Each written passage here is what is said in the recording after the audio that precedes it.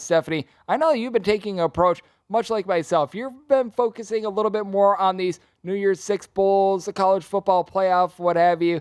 Have you been noticing that it's just really tough to be able to gauge a lot of these smaller bowls? Like, for instance, the New Orleans Bowl that we were just talking about, the Independence Bowl that's coming up in a few days, things like this with just so many opt-outs, because I find it to be maddening when you take a look at it, because by the time you figure out who's going to play, the line has moved by like a touchdown. Yeah, opt-outs are tricky, especially when you're looking at betting lines.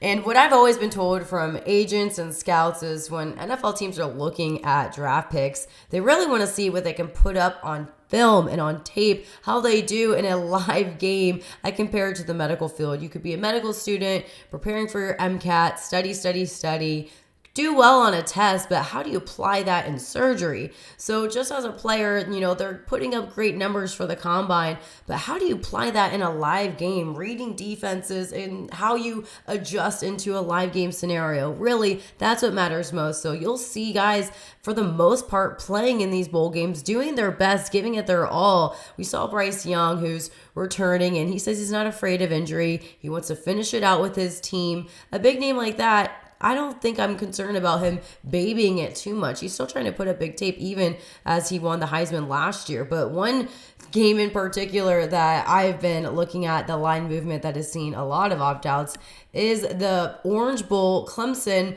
and Tennessee. Tennessee in particular, lots of movements on offense. You're seeing coaches making changes. If they're going to take a new job, will they stick it out and finish with that bowl game, or will they start moving on like we've seen with Alec Goish, who is the offensive coordinator for Tennessee, now moving on to Florida State head coach. They're also missing out on Cedric Tillman, Jalen Hyatt at wide receiver, but they're already out quarterback Hendon Hooker from that ACL injury, ending the season, really ending the hopes for the Volunteers there. So this is one that's very interesting to me, keeping an eye on that one. But really, players should be playing in these games if their draft stock isn't where they want it to be, because this matters more than the combine. And go figure, a lot of the guys that are going to actually be those guys that are like top 10 picks, a lot of the Alabama guys are actually going to be playing in their bowl game. Meanwhile, you got guys that are like fringe 5th round picks that they don't want to risk it as well.